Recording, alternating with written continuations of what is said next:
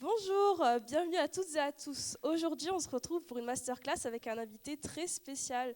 Vous le connaissez peut-être à travers ses films comme Yamakasi et Les Fils du Vent et Scorpion. Le réalisateur français Julien Siri est un homme aux multiples facettes.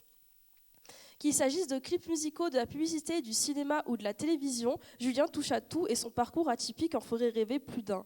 C'est un honneur de l'avoir parmi nous aujourd'hui pour nous parler de sa carrière, de son métier, de ses conseils pour nous futurs cinéastes et techniciens de l'audiovisuel. Réalisateur, scénariste, producteur et parrain de notre promo Alpha 5, veuillez accueillir Julien Seri.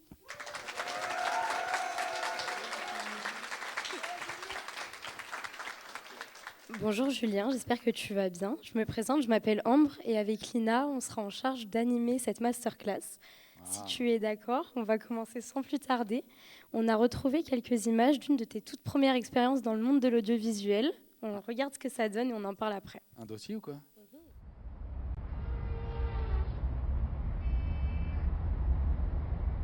La première fois que je me suis shooté, j'avais 14 ans. Non, que j'ai sniffé 14 ans.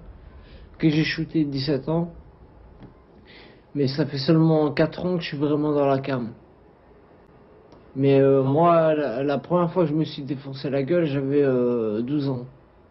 Moi, je suis à fond, je suis dedans complètement depuis des années, quoi. Je n'ai pas réussi à avoir la tête claire comme certaines personnes qui ont la tête claire depuis des années. Moi, depuis des années, ma tête est tout le temps d'éclair.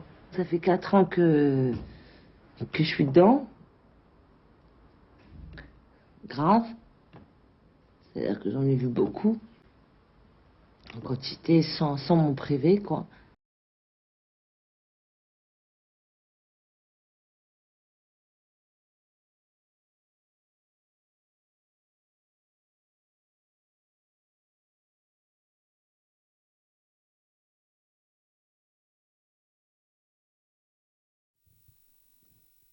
Alors, ça fait quoi d'être dans les archives de l'INA ? Ouais, c'était mon premier tournage pro. Je devais avoir 19 ou 20 ans. Nils Tavernier m'appelle et il avait besoin de quelqu'un d'un peu tout-terrain parce qu'on allait en banlieue dans des cités un peu chaudes. Et moi, j'étais pas du tout là-dedans en fait. J'avais jamais vu de toxico de ma vie. Je me suis retrouvé projeté là-dedans et ça a été hyper violent pour moi. Une anecdote, je me rappelle qu'un des intervenants, on lui a demandé de ne pas se droguer pendant qu'on l'interviewait, et il a bu 1 litre de whisky pendant toute l'interview. Et il n'est pas tombé. Et je le filmais et j'étais choqué. Donc voilà, mais super expérience avec Nils Tavernier, incroyable souvenir, 19-20 ans. Ouais. Tu cadres ce documentaire du coup à 20 ans, comme tu le dis. Et puis, c'est un peu tes premiers pas dans ce domaine-là. Mm-hmm. Du coup, le monde de l'audiovisuel arrive un peu plus dans ta tête, toi qui étais beaucoup dans les arts martiaux avant. Est-ce qu'il y a un déclic à ce moment-là qui se passe pour toi ? Le déclic, c'était pas sur ce tournage-là. C'était le déclic s'est fait. Un ami de ma mère avait besoin, qui dirigeait le service vidéo de Clichy-la-Garenne, avait besoin de gros bras pour porter des valises, pour porter des caisses. Et donc, c'était payé 500 francs la journée, je crois, à l'époque. Donc, j'y vais. Sauf qu'un décadreur ne se présente pas. Et donc, le réalisateur me dit, mais tu sais cadrer, tu saurais te servir de la caméra ? Et je lui dis, pas du tout, je n'ai jamais fait ça de ma vie.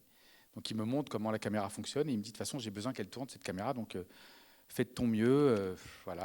Fais ce que tu peux.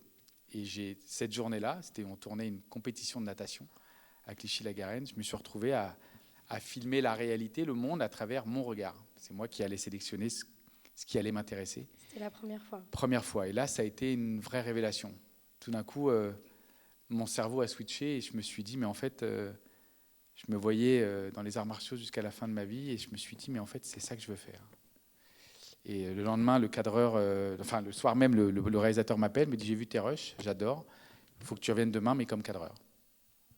Et voilà le moment où j'ai eu le déclic. Et du coup, ta carrière a un peu été lancée comme ça ? Ouais, carrément. Comme ça. Ouais. Parce qu'à 22 ans, du coup, tu décides de rentrer dans le monde du clip. Et c'est une histoire un peu folle que tu vas vivre. Est-ce que tu peux nous la raconter ? En fait, je suis passé par l'assistanat, la régie. J'ai fait de la régie, de l'assistanat à la réalisation. Mais ça ne m'intéressait pas plus que ça. En fait, ce que je voulais faire, c'était réaliser. Donc, comme je travaillais dans le monde du vidéoclip, j'ai essayé de convaincre des gens de me laisser faire des clips vidéo. Et puis, on me disait, mec, t'es un gamin, t'as jamais rien fait. Et tout, on peut pas te laisser un budget, un plateau, un artiste. Et donc, comme personne ne voulait m'aider, je me suis dit, je vais m'aider moi-même. Donc, j'ai ouvert à l'époque, c'était Télé 7 jours, il y avait le top 50. Et dans le top 50, le numéro 1, c'était Laurent Voulzy, artiste que j'aimais beaucoup. Donc, je ne sais plus comment j'ai fait pour avoir son numéro, mais j'ai réussi à l'avoir et je l'ai appelé et je l'ai convaincu de me laisser faire son prochain clip. Trop bien, incroyable. Comment tu fais quand tu as ce rappeur qui est l'un des numéros 1 en France à cette époque-là ? C'est pas un rappeur, hein. Enfin, c'est un chanteur. Pardon, excuse-moi. Et comment tu fais quand tu l'as au téléphone pour lui donner les arguments que toi, Julien, sans trop d'expérience, tu as la possibilité, les capacités. Écoute, je ne sais pas exactement ce que je lui ai dit, mais je crois que mon énergie lui a plu. De toute façon, quand j'ai décroché le téléphone, je me suis dit, de toute façon, je n'ai pas le choix. Il doit dire oui. Donc, on était toi-même convaincu. De toute façon, je me suis dit, il ne raccrochera pas tant qu'il ne m'aura pas dit oui. Donc, je ne sais plus exactement ce que je lui ai dit, mais je lui ai parlé. J'avais beaucoup d'énergie, j'avais beaucoup d'envie, de désir. Je lui ai parlé d'images, de mise en scène, d'émotions. Et puis à la fin, il m'a dit, mais écoute, tu sais quoi, on va essayer. Et puis en plus, mon fils s'appelle Julien.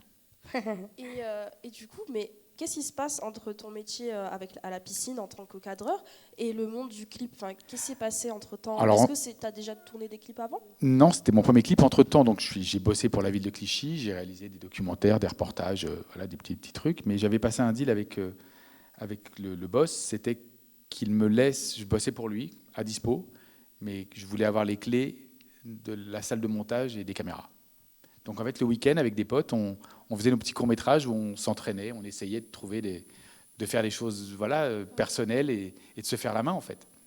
Donc on s'est entraîné comme ça pendant quelques années, et on va dire 3-4 ans. Et puis après, je suis rentré dans le clip vidéo, donc j'ai fait de la régie, c'était la mise en scène, mais voilà, donc j'ai fait des petits courts-métrages, quoi. Et pourquoi Laurent Voulzy en particulier ? Est-ce que tu étais fan ? Alors, d'abord, j'étais fan, j'adore Laurent Voulzy, mais surtout, il était numéro 1 du top 50. Ouais. Donc moi, je me disais, si le numéro 1 du top 50 me fait confiance... Tu te mettais des challenges, quoi. Bien sûr, s'il me fait confiance, tous les autres artistes vont me faire confiance. Et c'est ce qui s'est passé. Et du coup, après le monde du clip, c'est la pub qui vient à toi, qui t'ouvre les bras. Elle m'a pas ouvert les bras. J'ai dû défoncer les portes. Parce que d'un coup, donc il s'est passé un an, ma première pub, j'avais 23 ans. Donc il s'est passé un an et je me disais, bon, le clip c'est super, mais il n'y avait pas beaucoup de moyens. Puis moi, il fallait que je vive de ce métier. Donc je me suis dit, et puis mes réalisateurs préférés étaient à l'époque des réalisateurs de pub. Ridley Scott, David Fincher. Donc je me suis dit, je vais me lancer dans la pub. Sauf qu'évidemment, la pub me disait, t'es un petit clippeur de merde, tu vas rester à faire des clips. Et donc, à l'époque, je venais d'avoir une rupture amoureuse et mon petit cœur était brisé. Et en fait, je me suis servi de ça pour réaliser un court-métrage. Et le but de ce court-métrage était de convaincre des producteurs de pub de me faire confiance. Donc j'ai réalisé un court-métrage qui s'appelle Trauma.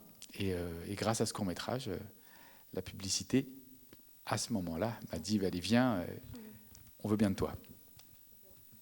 Et du coup, j'aimerais bien qu'on regarde un peu un de tes clips publicitaires, du coup. Ouais. Le plus connu, on va dire. C'est une pub qui va marquer ta carrière. Oui, c'est celle-là. Carrément, cette pub a changé ma vie. Car tu as gagné un prix au Festival de Cannes grâce à elle. On regarde un extrait. Allez, putain.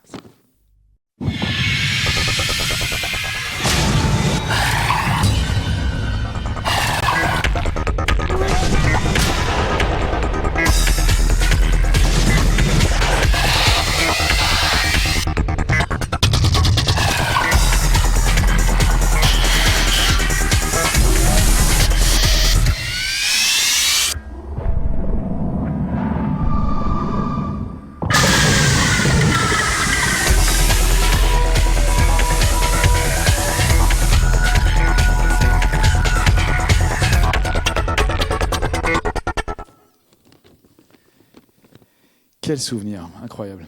Est-ce que tu peux nous raconter comment c'était de travailler sur cette pub?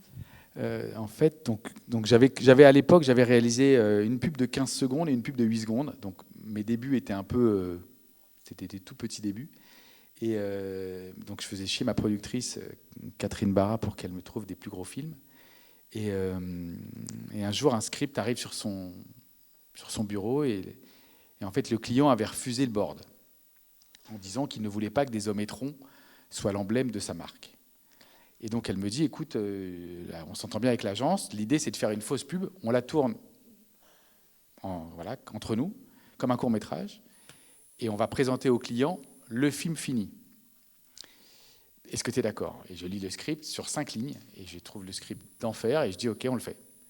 Et donc on l'a tourné avec des potes, les mecs dans l'eau, c'est que des potes à moi, le chef-op, c'était sa première pub, on était des gamins, et on l'a tourné, on a eu 2 ou 3 jours de tournage, 3 jours je crois, 2 jours en piscine et une journée avec le top modèle. Et quand on a été montrer le film au client, qui me disait qu'est-ce que vous voulez encore? Donc on montre le film au client, qui le regarde une fois et qui dit combien. Et à l'époque, je crois que de mémoire, on l'avait tourné pour 200 000 francs, ce qui était quand même beaucoup d'argent à l'époque.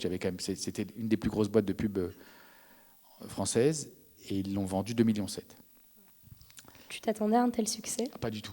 Mais alors pas du tout, c'était une fausse pub. Je savais, je voyais bien au montage, le film avait de la gueule, mais je ne pensais pas du tout que ce film allait changer ma vie comme ça. C'est-à-dire qu'il y a eu un soir, quoi. Je me rappelle, j'étais au restaurant avec ma compagne, et on reçoit un coup de fil d'une copine qui est à Cannes et qui me dit en pleurant, putain, tu vas gagner un lion. Je me dis, de quoi tu parles?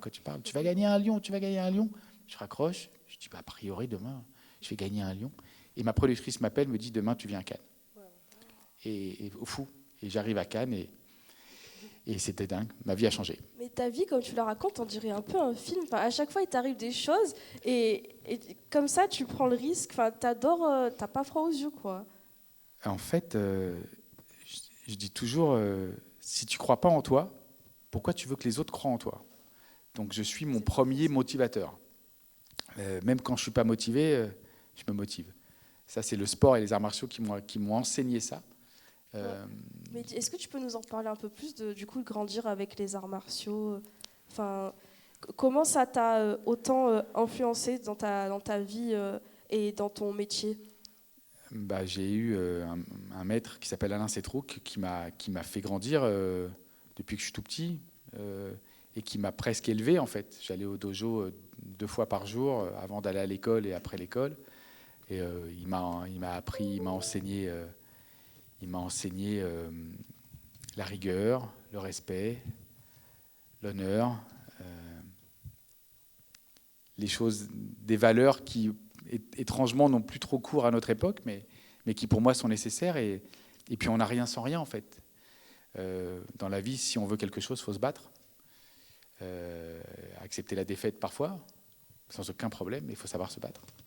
Oui, parce que du coup, je me rappelle que la dernière fois, quand on avait discuté avec toi, tu disais que ce monde, le monde audiovisuel, c'était un peu un combat. Et un tournage, c'est un combat. Un tournage, c'est un combat. Est-ce que tu peux nous parler un peu de tes galères, on va dire, en tournage, pour un peu nous préparer pour plus tard? Déjà, c'est un métier où 9 fois sur 10, on nous dit non. Vous avez une idée, vous avez un scénario, vous y croyez à 3000%. Et 9 fois sur 10, c'est non, on ne va pas le faire. Donc déjà, il faut encaisser les refus constants. On a l'impression qu'on est constamment remis en question.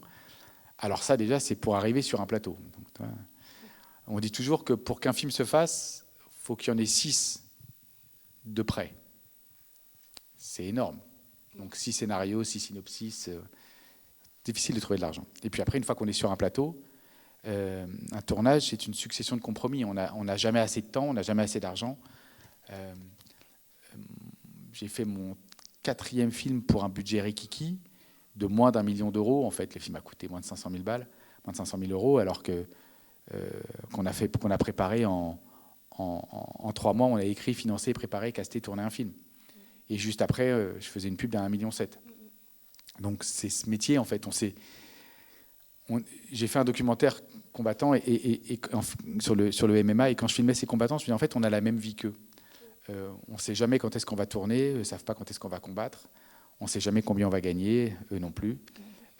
Et on est toujours défini par notre dernier film, ou pour eux le dernier combat. On fait un échec, cet échec nous colle à la peau, on a un succès, il nous colle à la peau. Mais ce succès peut s'effacer en un claquement de doigts. Donc il faut ce métier est un combat. Et du coup, en tant que réalisateur, pour revenir un petit peu du coup sur la pub, comment est-ce qu'il intervient du coup dans le processus de création d'une pub, le réalisateur? En fait, on reçoit un script ou un storyboard donné par une agence et on rentre tout de suite en compétition avec d'autres réalisateurs. En fait, on prend ce script ou le board et on l'interprète à notre façon. Donc on écrit une note d'intention, on explique ce sur quoi on va mettre l'emphase, comment on va la filmer, comment sera la lumière. Parfois, on fait même notre propre découpage. Enfin, non, c'est tout le temps. D'ailleurs, on fait notre storyboard. Et puis, chaque dossier est présenté au client qui va décider quel est le réalisateur qui va pouvoir accéder à gagner cette compétition. Donc déjà, on est en compétition, quoi. Et on ne gagnera d'argent que si on gagne le film. Donc c'est un métier très compétitif. Il faut être compétiteur pour faire ce métier, sinon il faut passer à autre chose. Et qu'est-ce que ça t'a appris du coup, cette compétition? Enfin, le monde de la pub, c'est qu'est-ce qui te plaît le plus du coup? Moi, j'ai adoré. J'ai fait peut-être un peu moins de 30 ans de carrière publicitaire. J'ai adoré raconter une histoire en 30 secondes. J'ai adoré synthétiser une idée et la raconter en très peu de plans. Et grâce à la pub, j'ai fait des films de comédie, j'ai fait des films d'action, j'ai fait des films de beauté, j'ai fait des pubs j'ai fait des 30 secondes en 5 plans et j'ai fait des 30 secondes en 37 plans. Donc en fait, j'ai voyagé, parcouru le monde, j'ai fait plus de 600 publicités dans ma vie. En fait, la pub, c'est mon école. J'ai très bien. Tout appris. Elle m'a tout appris. Ouais. Et j'ai très bien gagné ma vie. Donc en plus, c'est un métier qui a pris soin de moi. J'ai toujours je dis toujours la pub me manque. J'en fais plus depuis 3 ans maintenant, mais ça me manque. J'ai vraiment, je viens de là et je respecte énormément la publicité. Et tu as déjà des idées pour une prochaine pub? Alors, encore une fois, je pourrais, moi, avoir une idée, mais en fait, on vient de nous chercher, en fait. Tu vois. Donc, et puis maintenant, je fais plus de télé que de publicité. Et puis, quelque part, c'est bien parce qu'il faut laisser un peu la place aux jeunes. Et puis, avant la télé, il y a le cinéma. Est-ce que tu peux nous parler de ton tout premier film ?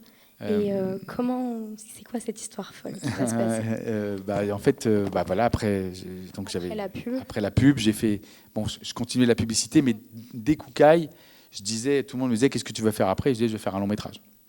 Donc j'ai écrit des films, j'ai tourné des courts métrages. Et puis un jour, le cadreur, l'opérateur Steadicam avec qui je travaillais, avec qui je travaille toujours d'ailleurs, me dit putain, t'imagines, Luc Besson a vu ma bande démo. Sa bande démo, c'était mon travail. Et je suis pris pour faire Jeanne d'Arc. Je dis, waouh, un truc de fou. Et je me suis dit, mais il faut absolument que tu lui fasses passer mon script. J'avais un scénario d'écrit, un thriller politique, et ma bande démo. Donc je file une VHS et le script. Et il me dit, écoute, dès que j'ai l'occasion, je lui passe. Et il réussit à lui passer. Et un jour, j'ai eu un coup de téléphone de l'assistante de Luc Besson qui me dit, est-ce que vous seriez d'accord pour rencontrer Luc Besson demain matin à 10h? Wow. Qu'est-ce qui se passe dans votre tête de petit garçon, de jeune là, homme? j'avais quoi? J'avais 26 ans, 27 ans, 26 ans. Et c'était mon héros. C'était le metteur en scène français qui m'inspirait le plus à ce moment-là. Donc je me disais, mais c'est incroyable. Et puis EuropaCorp n'existait pas encore. Ça s'appelait Lilou Productions à l'époque, mais c'était énorme. C'était Luc Besson. C'était Luc Besson, quoi. Donc c'était incroyable, une chance inouïe. Donc je me suis retrouvé dans son bureau le lendemain matin à 10h. Et on a regardé ensemble ma bande démo. Il me disait, ça, c'est bien, ça. Ça, c'est pas bien, ça. Ça, c'est bien, ça. J'étais pas bien, moi. Et puis, à la fin, il me dit, tu veux faire du cinéma? Oui, Mathieu. Et voilà. Et c'est de là est parti. Il m'a dit, écoute, on va prendre la trappe. Je vais y réfléchir parce que je pense qu'il faut un peu le réécrire. Et on se rappelle dans quelques semaines. Et quelques semaines plus tard, il me rappelle, il me dit, écoute, débarque au bureau, je vais te raconter une histoire. Si ça te plaît, on tourne dans 6 mois. Et c'est Yamakasi. Et c'est Yamakasi, il me raconte Yamakasi.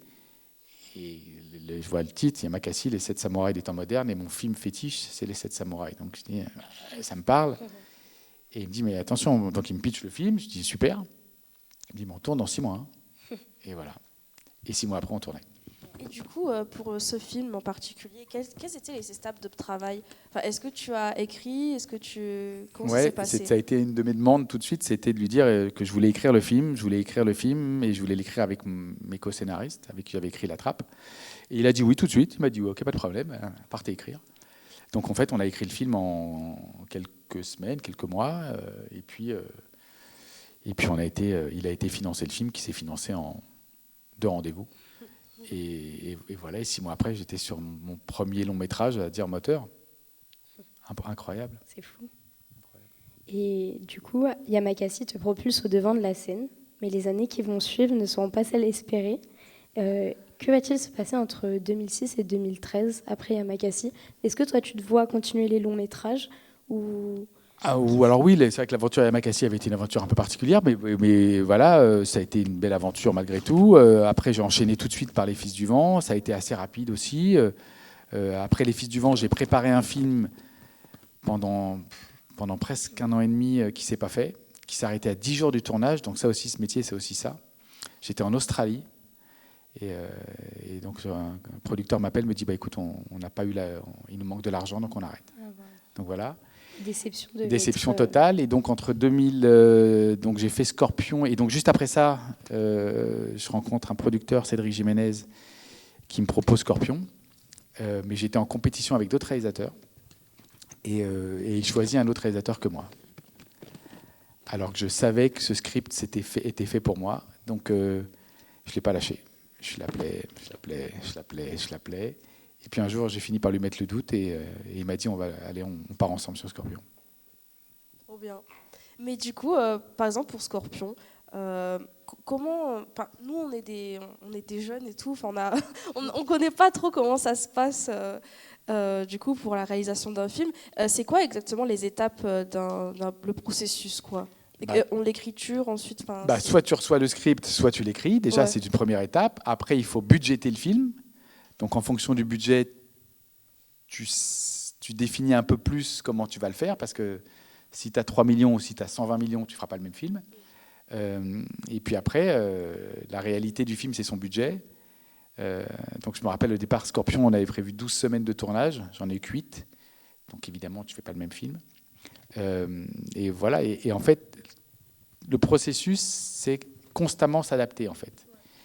On a un rêve, on projette quelque chose, on projette ce script en images, mais il va pas se passer, ce ne sera pas exactement comme tu l'as rêvé, comme tu l'as prévu. Donc en fait, quelque part, c'est comme un combat. Est-ce qu'il y a toujours une forme de déception, quelque part? Ça pourrait être pris comme une déception, mais il faut le prendre autrement en fait. Il faut le prendre comme un challenge. On est constamment chamboulé, on nous fait des croche-pieds toute la journée en fait. Mais en fait, il faut prendre ça comme un acte créatif. Il ne faut surtout pas s'arrêter à son fantasme. Il faut aller plus loin que ça. Sinon c'est invivable. Parce qu'encore une fois, on nous dit constamment non. Tu avais prévu une grue, tu l'as pas. Tu avais prévu 12 figurants, tu en as 3. Tu avais prévu 5 caméras, tu en as 2. Donc, il faut s'adapter constamment en fait. Mais du coup, comme tu t'adaptes, quelles étapes tu laisses passer, ou à quel moment tu lâches? En fait, on va. Désolé. Tout va bien. Et du coup, à quel moment tu lâches et lesquels tu veux absolument pas lâcher? En fait, on peut pas gagner tous les combats. Donc il y a des moments, c'est de la stratégie aussi. Parfois, il faut donner la sensation au producteur que tu lâches quelque chose, alors que tu avais prévu de le lâcher depuis longtemps, et lui a le même jeu avec toi, de toute façon. Donc c'est constamment un jeu de dupe ou de séduction où tu fais croire que, il te fait croire que. Il faut choisir ses combats. Il y a des choses sur lesquelles il ne faut pas lâcher, et puis il y a des choses sur lesquelles tu sais que tu peux faire autrement. Et sur Scorpion, par exemple, il s'est passé quoi? Scorpion, Scorpion, je crois que le premier devis était à 6,6 millions ou 6,8 millions de mémoire. Et en fait, on a eu 3 millions. Ok. Donc tout d'un coup, le choc, on s'est dit comment on le fait ou on le fait pas. Moi, je dis on le fait. Il s'était passé quelques années entre Les Fils du Vent et Scorpion. J'ai dit on le fait, il faut le faire. J'avais déjà un film qui s'était arrêté avant. J'ai dit non, les mecs, on le fait. Donc, il me dit ouais, mais si on le fait, on n'aura pas beaucoup de sous, on n'aura pas beaucoup de temps. Clovis Cornillac avait déjà dit oui, on l'avait signé. Donc quoi qu'il arrive, on aurait dû lui payer son salaire. Donc on s'est dit il faut le faire. Donc à un moment donné, il manquait un peu de sous. Donc j'ai mis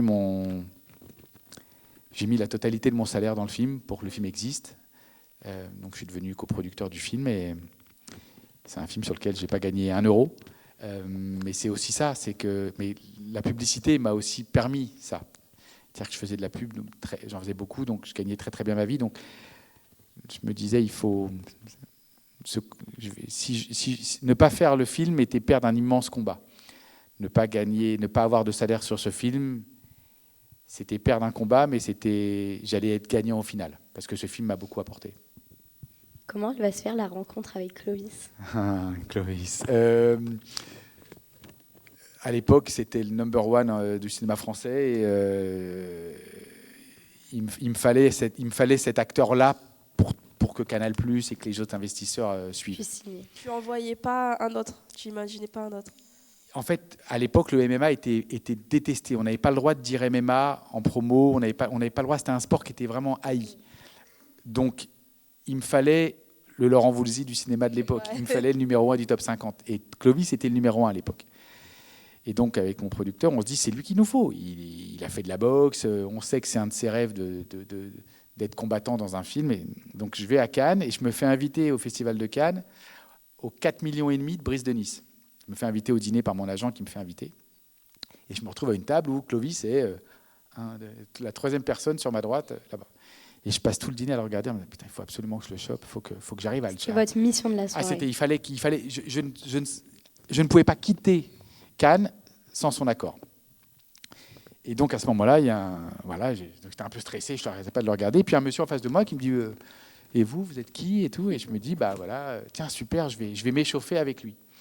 Donc, c'est votre test. C'est mon test. Donc, je me dis, je vais m'échauffer avec lui. Comme ça, après, j'irai voir Clovis. Donc, je lui dis, je prépare un film, Scorpion, Vous avez un casting en tête? Justement, je voudrais parler à M. Cornillac et tout. D'accord, ok. Et Clovis sait que vous êtes là? Non, pas du tout. Et il dit, Clovis, viens voir. Et en fait, c'était son père. Incroyable histoire. Donc, Clovis se lève. Je vois Clovis se lever. Oui, papa. Et il dit, écoute, il y a Julien qui va te raconter une histoire. C'est un film super. Il faut absolument que tu l'écoutes. Mais sauf que ce n'était pas le moment. C'est un dîner. Il y a tout. Et donc, je vois bien que j'ai quelques secondes, quelques minutes pour lui pitcher. Et je pitch le film. Et je vois que je le touche. Et il me dit, tu peux me déposer le scénario à mon hôtel ce soir? Je dis, ouais, bien sûr. Il dit, si tu fais ça, je te réponds dans 10 jours. Wow. Incroyable. Et donc, Clovis retourne à son dîner. Je finis mon dîner. Roger est devenu un immense ami. Et Clovis m'a dit oui. Wow. Voilà. Très belle Incroyable histoire. Mais est-ce que cette histoire, tu la racontes souvent? Quand on me pose des questions, ouais. Non, mais je veux dire, c'est un truc de fou quand même. Moi, si j'avais une histoire comme ça, je la raconterais tout le temps. Non, je la raconte pas tout le temps, mais ce qui est génial, c'est que Clovis est resté...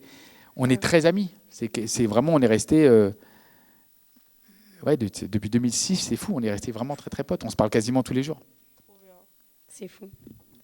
Et puis, il y a en particulier une production qui va te redonner confiance en toi, te redonner ta lumière. Ouais. Tu le qualifies comme ton meilleur souvenir de tournage. Ouais. On va en regarder un morceau du making-of. Making-of. Et puis, on en parle après. Super. Le projet Knifer, c'est 2 producteurs qui viennent voir Julien Seri et qui lui proposent de faire un film. L'idée, c'était que je fasse mon 4e film. On n'avait pas d'argent, on n'avait pas de scénario, on n'avait rien. Et donc ils sont venus me voir et m'ont dit il faut qu'on trouve un pitch. Comme on tourne au mois d'août, il faut qu'on trouve une idée. 2 petits connards qui sortent d'une soirée parisienne bien arrosée décident de rentrer chez eux à 15 km de Paris. Ils prennent le taxi, jusque-là tout va bien. Une fois arrivés sur place, ils vont faire un taxi basket. Ils vont décider de ne pas payer la course. C'était juste pas le bon chauffeur à qui il fallait faire ça. Il va leur faire payer la course. Autrement, différemment, physiquement, psychologiquement. Ils vont souffrir. Et Cyril vient nous voir et on lui dit écoute, on a cette idée-là, on veut le tourner cet été. Je lui propose d'écrire ce film à partir de cette idée. Donc est-ce qu'on peut écrire une V1 tout de suite? Et en 3 jours, ou 4 jours, je crois, il nous livre une V1. C'était une manière d'avoir un projet rapide, très rapidement, pour que eux puissent rebondir, tant au niveau de la production, que des acteurs, que de l'orientation du film à prendre. C'est poser l'idée de comment on le produit, comment on le finance, comment on le caste, comment on le tourne, tout ça en très peu de temps. Au départ, on s'est dit qu'on allait faire un film à 80 000 €. Et puis petit à petit, on s'est rendu compte de la réalité. On a nous-mêmes mis notre propre argent, mais on a aussi demandé à des investisseurs privés de financer le film. Pendant le tournage, on levait encore de l'argent. En post-prod, on levait encore de l'argent. C'est un film qui est atypique, tant dans son récit que dans la manière dont on le crée. Il savait pas trop en fait. Les gens sont d'abord excités parce qu'ils font un film. Mais tout d'un coup, au premier jour de tournage, je pense que les gens se rendent compte dans quelle galère on s'est embarqué. Donc au début, on s'était dit 5 semaines de tournage, bon, ça va le faire. Raphaël, mon associé, m'a dit il n'y a pas d'autre option que de couper dans le plan de travail. Donc on est passé de 5 semaines à 3 semaines de tournage.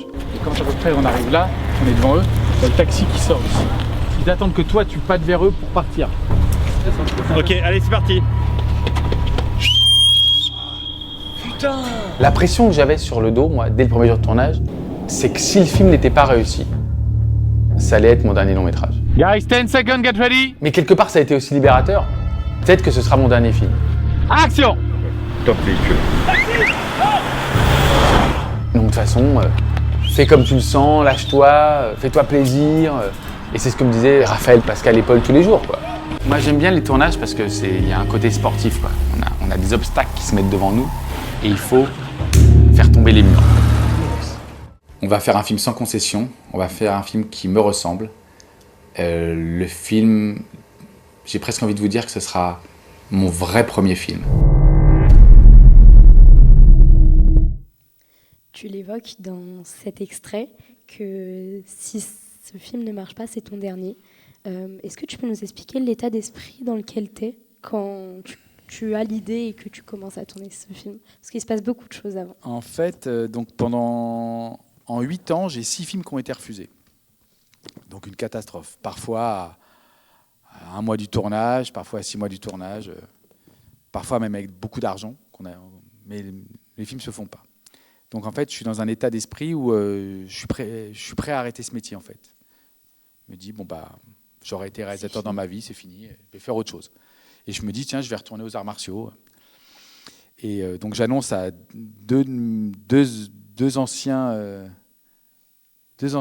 réalisateurs qui étaient, en fait, que j'ai connus quand ils étaient beaucoup plus jeunes, Pascal et Paul, dont j'ai produit les premiers courts-métrages, que j'ai vraiment aidés, qui ont grandi avec moi. Presque des amis? Ah, c'est devenu des amis, c'est mes petits frères, ils sont plus jeunes que moi, c'est mes petits frères. Et donc ils m'ont dit, en fait, on ne veut pas que tu arrêtes ce métier. Donc on te propose un deal, on part en vacances ou on fait un film. Et j'étais vraiment prêt à arrêter ce métier. Je m'y étais fait à l'idée. Quand je leur ai dit, les gars, j'arrête, ils se sont appelés. Dans ce milieu, ouais, je me suis dit, voilà, ça marche pas, j'arrive pas. Donc je suis prêt à tout lâcher. Et eux refusent. Ils m'ont dit, tu nous as aidés quand nous, on a démarré. On sera là dans ce moment difficile pour toi. Et donc, ils débarquent à la maison, ils me passent ce deal, on part en vacances où on fait un film. Je dis, bah, ok, on fait un film, mais qu'est-ce qu'on fait? Bah, je sais pas, on va trouver une idée, on va trouver de l'argent. Tiens, sors ton chéquier, ils me disent. Donc, je sors mon chéquier, les deux sortent leur chéquier, ils me disent, on fait chacun un chèque de 20 000 € et on lance la prépa. Wow. Et on lance la prépa sur quoi? Bah, on va trouver une idée. Et voilà. Et Night Fair, c'est une histoire d'amour, en fait. C'est ces deux petits jeunes, ils ont 44, 45 ans maintenant, mais qui m'ont renvoyé l'ascenseur. C'est rare dans ce métier que les gens se renvoient à l'ascenseur. Bah, oui. C'est un message fort quand même, sortir 20 000 € et dire on va le faire énorme. ensemble. C'est énorme. Énorme. Qu'est-ce qu'on ressent à ce moment-là? De la fierté, de l'amour, parce que vraiment c'est mes potes, c'est mes frangins. Je travaille toujours avec eux. Paul, lui, était stagiaire sur Les Fils du Vent. Il était stagiaire caméra. Je l'avais emmené avec moi en Thaïlande. Et puis de stagiaire, il est devenu assistant caméra. C'est devenu mon cadreur. J'ai produit son premier court-métrage. Il m'a dit, tu as toujours été là pour moi, je serai là pour toi. Donc c'est magnifique, c'est rare. belle Est-ce histoire. que tu le referais ça un jour? S'il faut, ouais. Je pense que oui. En fait, ça m'a donné. Aujourd'hui, il y a plein d'outils pour tourner. Aujourd'hui, on peut faire un film avec un iPhone. Ouais, s'il faut, ouais. S'il faut. Et même maintenant, si j'ai envie de raconter une histoire et que personne me laisse la raconter, je la ferai, ouais. Bien sûr. Il y en a une en tête que tu te dis Ouais. que tu pourrais quand même la raconter de cette manière? En fait, oui. En fait, j'ai écrit un script en 2007, un des films qui a été refusé, mais tellement de fois, on me le refuse depuis tout le temps. Les gens ne comprennent pas le film. C'est un film qui s'appelle Love Run. C'est l'histoire d'un homme qui fait le tour du monde en courant pour aller rejoindre la femme qu'il aime et la demander en mariage. Il veut lui prouver que le monde n'est pas assez grand pour contenir tout l'amour qu'il a pour elle, donc il fait Paris-Sydney en courant. Mais évidemment, sur sa route, il va rencontrer la joie, le malheur, la guerre, la soif, la tristesse. Donc c'est un parcours de vie, c'est un parcours initiatique. Et je me rappelle un des premiers financiers que j'avais rencontré, après avoir lu le script, me dit mais Julien, pourquoi il ne prend pas l'avion? Donc voilà, c'est un film qui Il se moquait de toi, non? Non, il est très sérieux. Donc c'est un film qui est resté assez... Voilà, donc c'est un film compliqué parce que c'est un film qui nécessite quand même une logistique de tournage pas simple. Donc celui-là, j'aurais du mal à le faire à l'arrache, mais c'est possible qu'un jour je fasse un autre film à l'arrache, bien sûr. Et du coup, comme tu as autoproduit Night Fair, c'est quoi exactement le processus du coup de tournage, de fabrication de ce film? Un film fait à l'arrache, c'est-à-dire, tu vois, au début, on avait dit qu'on allait le faire pour 80 000 €. Au final, on l'a fait pour beaucoup plus. On avait prévu de le faire en 5 semaines, on l'a fait en 3. C'est un film, on appelle ça un film guérilla. Tu rentres en guerre. Chaque jour, c'est la merde. Parce qu'évidemment, tout le monde était payé pareil. De mémoire, tout le monde touchait 110 € par jour. Parce qu'il fallait quand même... Donc on a appelé tous les potes et on leur a dit, bon les gars, c'est Pascal et Paul ont appelé tout le monde en disant, les gars, il faut que vous nous aidiez, il faut qu'on fasse le 4e film de Julien, donc vous allez tous annuler vos vacances et on tourne. Mais il y avait une boîte de prod pour aider ce financement? Alors il y avait ma boîte de prod, Daigoro Film, qui est une boîte qui générait pas mal de sous parce que quand même c'est une boîte qui gérait mes pubs. Et puis après, on a fait appel à plein de potes. On leur disait, plutôt que de mettre 20 000, 30 000 € dans le développement d'un scénario qui ne verra jamais le jour, là, tu les mets dans le prochain film de Julien. Et donc, on a levé l'argent comme ça. Et il y a combien de potes qui ont dit oui? En tout, il y a eu 12 coproducteurs. Et on a fait une campagne Ulule où on s'est dit qu'on allait pouvoir lancer un buzz autour du film. Donc, on a demandé 50 000 € sur Ulule. Qu'on a eu. On a eu 50 000 balles qui nous ont permis de payer toutes les cascades du film. Trop bien. Et les gens ont cru juste en lisant le pitch, quoi. De toute façon, on leur a dit, il n'y a pas de scénario. Quand on a lancé, on a dit, il n'y a pas de scénario, on est en train de l'écrire. Je vous le raconte, c'est l'histoire de mecs qui font un taxi basket. Mais les gens, en fait, sont venus, encore une fois, la plupart par amour pour moi, en fait. Tu as beaucoup d'amis dans ce milieu? J'en ai pas beaucoup. Pas beaucoup? J'en ai pas beaucoup. C'est pas un milieu où on se fait beaucoup d'amis. On a des connaissances de travail. Il y a des gens. Ça m'est déjà arrivé de serrer la main à quelqu'un et le lendemain, cette même personne me croise dans la rue et passe devant moi alors qu'il voit bien que c'est moi. Il m'adresse pas la parole. Mais ça, c'est des métiers. C'est là où il faut être blindé pour faire ce métier. Il faut garder sa naïveté parce que la créativité vient parfois de la naïveté. Mais c'est un métier de requin. Et donc, tu parles de ce rapport à l'amitié. Est-ce que ça complique pas les choses parfois dans le travail quand on vient mélanger les deux? Si l'amitié est réelle, non. Il y a souvent ce débat-là. Non, après il faut garder un côté hiérarchique, malgré tout. Malgré l'amitié, si c'est mon film, au final, c'est mon film. Si j'en avais fait l'inverse et qu'on avait produit le film de Paul, ça aurait été le film de Paul. Mais à un moment donné, sur Night Fair, je me rappelle, on était en montage et au bout de 10 jours de montage, on avait un premier ours et je voyais plus trop clair. On avait tout fait tellement vite que j'ai donné les clés du montage à Pascal et Paul et je leur ai dit, les gars, moi je prends 2 jours de repos, j'ai plus d'idées là. Regardez ce que vous pouvez faire. Et donc ils ont mis les mains dans le cambouis, ils ont commencé à à bouger des choses. Et quand je suis revenu, j'ai redécouvert des choses, des bonnes idées. Donc en fait, il faut savoir s'entourer en fait. Et quand tu as réalisé ce film, du coup, est-ce que tu avais déjà des idées pour le montage en te disant que c'était toi qui allais le faire, ou ça s'est passé comment en fait? En fait, quand tu fais un film à l'arrache, tu sais que tu n'as pas beaucoup de temps, donc tu sais que tu vas tourner peu de plans. Donc en fait, tu dois tout le temps penser au montage. Parce que parfois, je me rappelle dans le film, il y a une scène de bagarre assez importante qui dure 1 minute 27 de mémoire. Je l'ai faite en un plan. Donc si ça passe pas, ça passe pas. Alors, la seule chose, c'est que c'était pas mon premier film. C'était mon 4e long métrage, quelques centaines de publicités derrière moi, plusieurs courts métrages, des clips vidéo. J'avais déjà fait des téléfilms. Voilà, c'était un film à l'arrache, mais tous les gens qui m'entouraient étaient des grands professionnels. C'est pas n'importe qui pourrait faire ça. Si, parce qu'il y a déjà, il y a des mecs hyper doués qui auraient pu faire ça. Il y a un film qui s'appelle Denis Darko, premier film d'un mec qui avait 21 ans quand il a fait ça. Le film est incroyable. Plutôt n'importe qui, je voulais plutôt dire genre des gens qui ont de l'expérience, parce que par exemple, je sais pas, quelqu'un dans la rue qui n'a jamais fait de film, il pourrait pas. Si c'est un génie, il peut. Sinon, c'est compliqué. Mais c'est normal. C'est comme dans tout. On se dit pas l'expérience compte. Évidemment, évidemment que ça compte. Heureusement. C'est quoi ton étape préférée quand tu fais un film? Moi, j'avoue, c'est le tournage.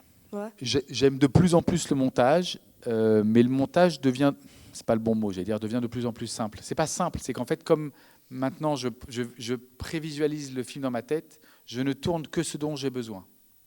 Et en plus, la publicité et la télévision m'ont appris un truc, c'est qu'en publicité, j'avais pas le final cut. Et donc, moins je tournais de plans, moins je pouvais leur donner la possibilité de changer le montage. Tu veux dire quoi par final cut? C'est-à-dire la décision finale sur le montage. Ah ok, d'accord. Donc j'ai été éduqué à ne tourner quasiment que ce dont j'avais besoin pour faire le film que je voulais. Je me suis jamais bordé dans tous les sens. Tu vois, des fois, je fais très peu de plans en fait. Je tourne très peu de plans, comme ça, il n'y a pas 12 550 manières de monter le film. Et est-ce que tu peux nous expliquer un peu comment tu fabriques un plan? Genre un exemple, un de tes plans préférés En fait, genre, désolée. Tout va bien. Genre, comment ça se passe, genre toi sur un plateau? Qu'est-ce qui se passe? Alors, si j'ai du temps de prépa, j'adore prévisualiser un film, c'est-à-dire quasiment entièrement le storyboarder. J'avais entièrement storyboardé Yamakasi, j'avais entièrement storyboardé Les Fils du Vent. J'avais eu moins de temps sur Scorpion, et donc je m'étais dit, tiens, pour ne plus devoir bosser en frustration, parce que quand tu storyboardes un film, c'est plusieurs semaines, peut-être parfois 2 mois de travail. Parce que tu reviens sur ton storyboard, tu corriges, tu peaufines, ça devient... et surtout, tu tombes amoureux de tes plans, de ton découpage. Ça a du sens. Exactement, c'est vraiment... le storyboard devient une œuvre d'art. C'est ton film, c'est ça que tu veux faire. Et je me rappelle, c'était sur Les Fils du Vent, j'avais demandé une grue un jour et la grue n'est pas venue. Je ne sais plus pourquoi, ça arrive souvent. Et donc tout d'un coup, c'était le plan de mémoire, c'était le plan 22. Donc, mais si mon plan 22 ne peut plus être là, le 21 et le 23 n'ont plus de sens. Et donc j'ai bossé toute la journée en étant tellement frustré que j'ai détesté ça. Donc je me rappelle, j'ai pris le storyboard, je l'ai mis à la poubelle et j'ai dit, j'ai dit maintenant je bosse à l'instinct. Je me fais confiance et je bosse en création et pas en frustration. Et j'avoue que depuis, je découpe beaucoup moins mes films, quasiment plus. Peut-être dans ma tête, j'ai trouvé aussi que ça rendait les équipes parfois un peu feignantes, qui disaient, voilà, c'est une espèce de routine. Et maintenant, tu allais sur le plateau sans découpage technique? Maintenant, j'arrive sur un plateau, je ne sais pas du tout ce que je vais faire. Ok, des freestyles. Et je ne veux pas savoir, en fait.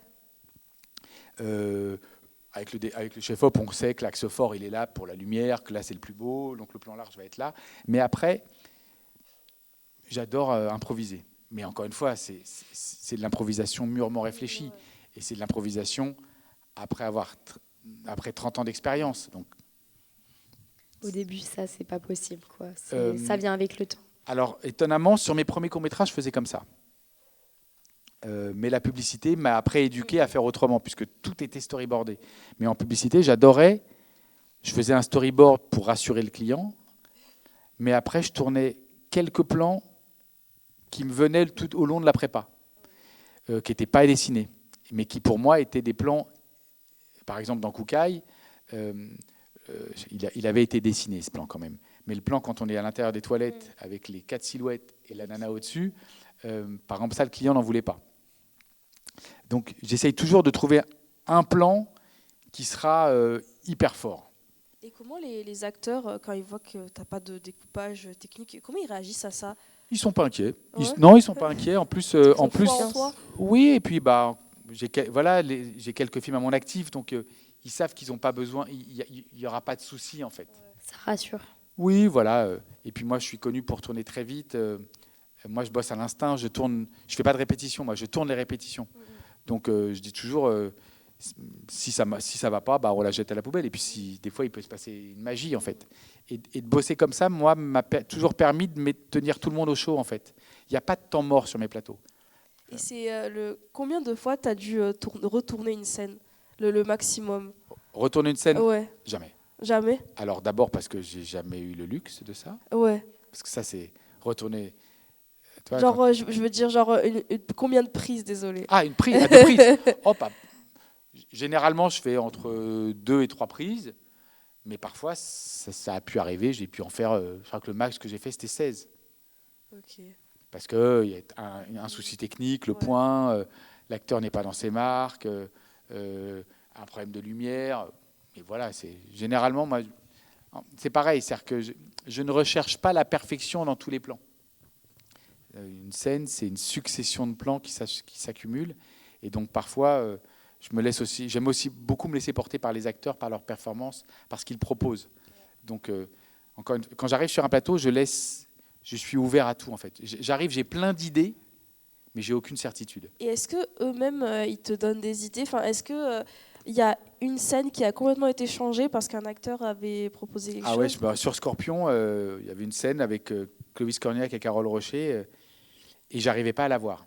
Je n'arrivais pas à la voir et j'étais pas content. J'étais vraiment mécontent sur le plateau et je l'avais même trop montré. Et donc je suis parti du plateau. Je suis parti du plateau ce soir-là en étant chafouin. Et en fait, le lendemain, le monteur dans la nuit, qui était avec moi sur le plateau, monte la scène et me la montre le lendemain. Et en fait, la scène était géniale. Les acteurs n'ont pas eu besoin de moi pour faire cette scène. Et c'était une super leçon. C'était super. La scène était top. T'en as d'autres exemples comme ça où genre vraiment, un imprévu a fait que ça a rendu quelque chose de magnifique? Ouais, j'ai fait un film pour Canal qui s'appelait Légende de sang. Et à un moment donné, Lilou Fogli, l'actrice, c'est une scène d'adieu. Et Lilou, je ne sais pas pourquoi, elle tenait la main de l'acteur, de Philippe, et à un moment donné, il devait se lâcher la main. Et lui partait dans un sens et elle dans l'autre. Et elle lui a, tout con, hein, et elle lui a retenu la main en fait. Et ils ont eu du mal à se lâcher. Et je cadrais pas ce plan parce que c'était un plan Steadicam. Et je me suis effondré en larmes devant le combo. Alors que c'est un détail qu'on n'avait pas prévu. Mais en fait, moi, je suis à la recherche de l'accident. La publicité, j'étais connu pour faire des pubs visuellement très très belles, mais je me suis très vite détaché de la perfection du plan pour aller chercher justement un truc pas prévu. C'est pour ça que je tourne les répétitions. C'est pour ça que je donne... dès qu'un cadreur s'est habitué à faire une prise à tel focal, à tel endroit, je dis venez les gars, on change de caméra. Et donc tu te retrouves à l'autre bout du décor, autre part, avec une autre focale. Et tu crées autre chose. Et en fait, je cherche l'accident, parce que c'est souvent de l'accident que naissent les plus belles choses. Et est-ce que en tournage, est-ce que tu suis complètement le scénario ou des fois tu changes complètement lors du montage, désolé? Alors même sur le tournage, le scénario, c'est une carte Mappy, mais c'est pas une Bible. Donc le scénario, c'est pas mal comme ça. Le scénario, je sais que j'ai un début, un milieu et une fin. Je dois aller quelque part, mais j'aime me laisser une part d'improvisation et de création avec les acteurs, avec le chef opérateur. je dis même presque souvent, un peu comme en pub d'ailleurs. Je faisais des plans qui n'étaient pas écrits. Je tourne pas mal de choses qui ne sont pas écrites. Tu aimes te laisser le choix, quoi. Pas le choix, parce qu'encore une fois, laisser le choix, c'est laisser le choix au producteur de pouvoir remonter si jamais. Mais j'aime être en création. Et c'est pas un dogme, le script. Et au montage, c'est pareil ? Pareil. J'ai monté mes premiers courts-métrages à Clichy-la-Garenne. J'ai cadré, j'étais opérateur et monteur, réalisateur et monteur de ce que je faisais. Mais maintenant, je veux surtout pas toucher au montage. J'ai une monteuse et des monteurs avec qui je bosse souvent. Ils sont souvent deux, un monteur et une monteuse. Et j'adore avoir leur input, avoir leur rapport artistique, en fait. Eh bien, d'ailleurs, en parlant de montage, on va parler d'une séquence d'action qui se passe dans le film de Kali. C'est une séquence de guerre, enfin de bagarre, pardon. Et ce film est sorti cette année. On aimerait en regarder un extrait pour pouvoir en parler.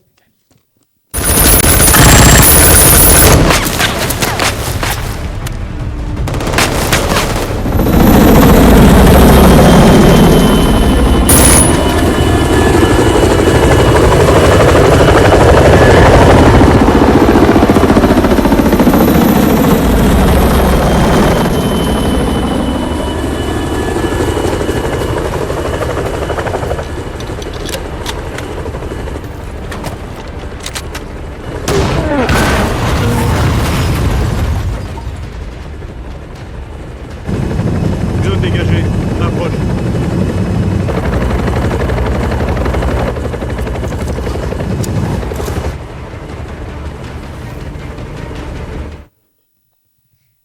Dans cette séquence, il se passe plusieurs choses.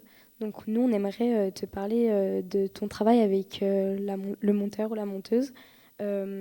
Comment toi, tu viens mettre ton idée au service des images qui y sont apportées ?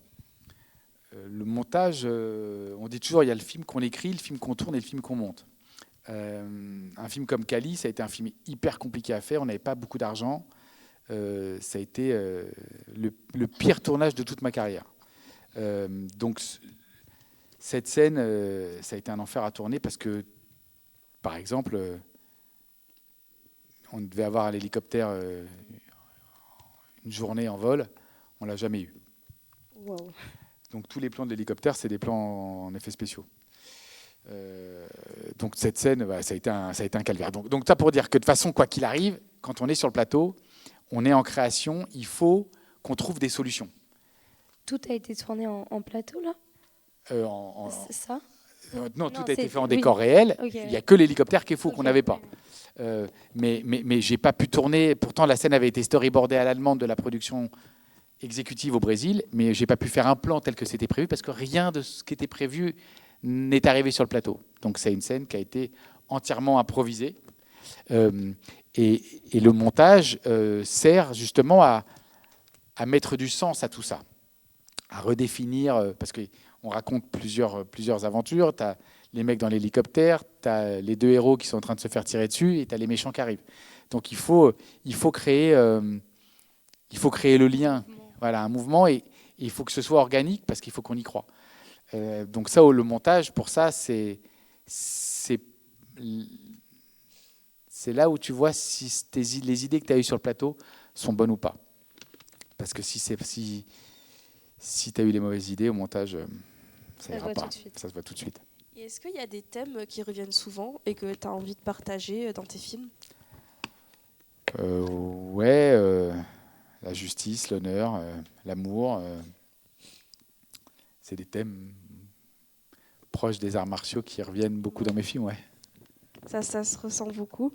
Et du coup, après ça, après ton expérience au cinéma, tu es appelé pour réaliser 2 quotidiennes très en vue pour la télévision.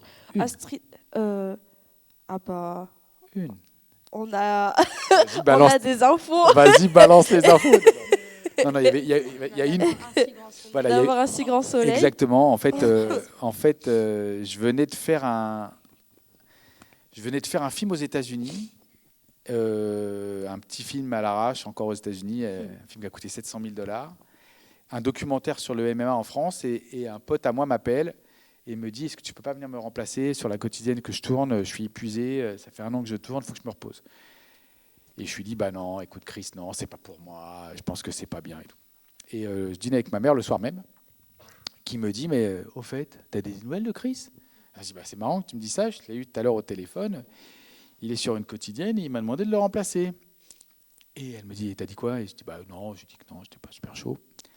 Et ma mère me prend le bras et me dit, mais Julien, c'est ma série préférée. Et waouh! Et je me suis dit, putain, c'est vrai que j'ai jamais rien fait pour ma maman en fait. J'ai fait ce métier depuis des années et j'ai jamais rien fait pour faire plaisir à ma maman. Et donc je les ai rappelés le lendemain et je leur ai dit, bah les gars, je viens.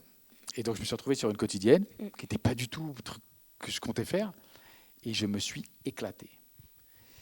J'étais parti pour faire 10 épisodes, j'en ai fait 80.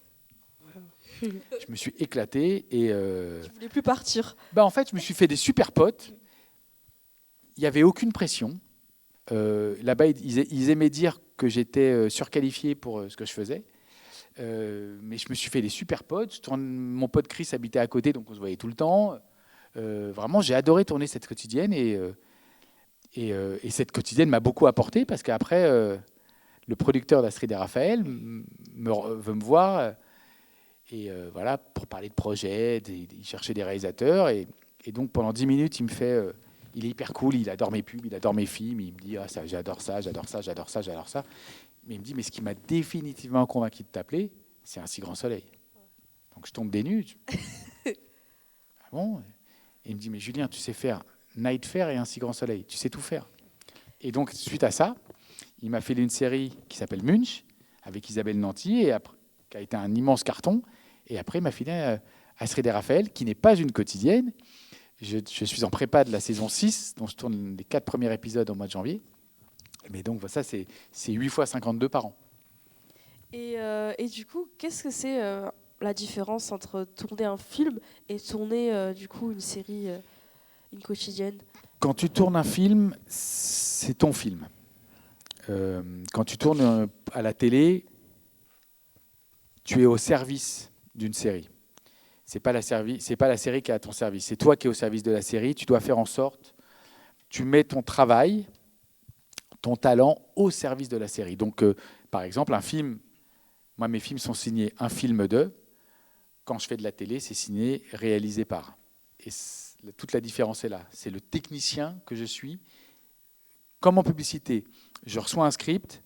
Le but, c'est que je rende un film meilleur que le script. Mais tout ça avec humilité, puisqu'encore une fois, Astrid et Raphaël, ça fait 6 ans. En 6 ans, j'aurais réalisé 12 épisodes. Voilà, c'est sur 80, j'y vais avec humilité. Je suis là pour mettre en valeur les acteurs, les actrices en l'occurrence, tenir un plan de travail, tenir un budget, mais je ne viens pas faire mon film. Et donc, tu nous parlais de créativité tout à l'heure. Est-ce que tu n'as pas l'impression de te sentir parfois enfermé dans ces codes? Je pourrais me sentir enfermé parfois, mais encore une fois, c'est une partie du travail. C'est comme en publicité. C'est parfois agréable, justement, de n'être qu'au service des autres et de ne pas risquer. Quand tu fais ton film, tu as toujours l'impression que tu risques ta vie. Quand tu es sur une série, c'est pas pareil. Tu fais partie de l'équipe, mais c'est pas mon film.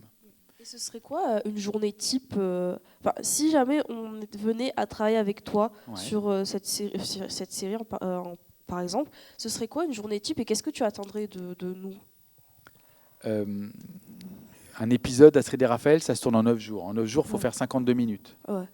Donc, il faut être hyper efficace. Donc, il faut être hyper pro. Tu sais, quand tu arrives sur une série télé, que la première décision que tu prends le matin, le premier plan que tu fais, si tu te trompes, ça va déclencher une avalanche qui va poser du retard. Et à la fin, un flocon de neige peut devenir une avalanche, ça peut devenir une catastrophe. Donc, la série est très formatrice pour ça. C'est que ça te permet, ça t'apprend à être efficace.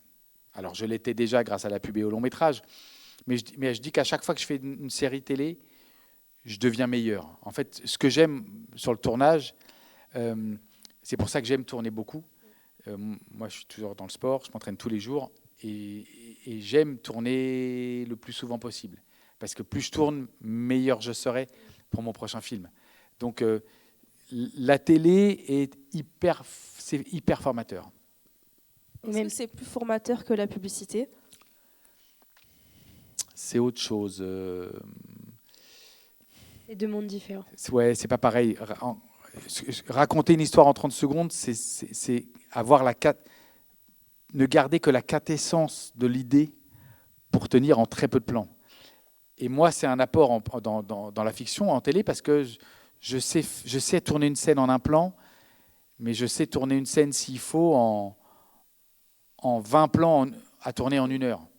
Je sais faire tout ça. Donc, je pense que je suis pendant longtemps, au cinéma, il m'appelait le fils de pub. Ça faisait beaucoup marrer les gens. J'étais sur la presse et le fils de pub. Mais parce que je viens de là et que la pub m'a forgé. La pub a fait de moi le réalisateur que je suis. Et sans le travail en publicité que j'ai fait, je pense que mes longs et la télé seraient de moindre qualité. Et comment ça se passe une journée du coup en tournage pour par exemple Astrid et Raphaël? Enfin, qu'est-ce qui se passe? Comment tu travailles avec les acteurs? Pour moi, le plus important, c'est qu'il faut que le tournage, il y ait une bonne ambiance. Donc moi, de toute façon, j'arrive le matin, il n'y a pas de stress. On est là pour s'amuser et on va bien travailler en s'amusant. Mais d'abord, on va s'amuser. Donc moi, le but, c'est que tout le monde soit content d'être là, surtout pour les acteurs, parce que les acteurs enchaînent 8 épisodes. Donc eux, ils se tapent quasiment 80 jours de tournage, cross-bordés. Donc parfois dans la journée, je peux faire des scènes des 4 épisodes que je tourne. Donc c'est hyper compliqué parce que tu ne sais plus qui a tué qui a dit qui a dit quoi. Donc j'essaye de protéger les acteurs au maximum et de tenir un plan de travail, de tenir un devis, de tenir un budget, de tenir une équipe et de faire en sorte que les 36 prochains jours à venir, ils soient toujours aussi efficaces. Donc c'est une gestion humaine. Un tournage, c'est une colonie de vacances. Donc il y a des gens avec qui on s'entend bien, il y a des gens avec qui on s'entend moins bien. Mais le but, c'est de faire en sorte que tous aient envie de donner le maximum. Et c'est quoi les qualités que tu préfères chez quelqu'un avec qui tu travailles? C'est quoi ce qui est essentiel pour toi? Sa réactivité. Parce que sur un tournage, on n'a besoin que de ça, en fait. Et un défaut que... L'ego. Trop d'ego. Ça se voit dans ta façon de parler et tout, que ça passe pas. Que ça... Non, en fait, c'est pas l'endroit, en fait. Ouais. Sur un tournage, on est là, je dis toujours, un tournage, c'est pas une démocratie. Il y a un mec qui doit prendre une décision, c'est le metteur en scène.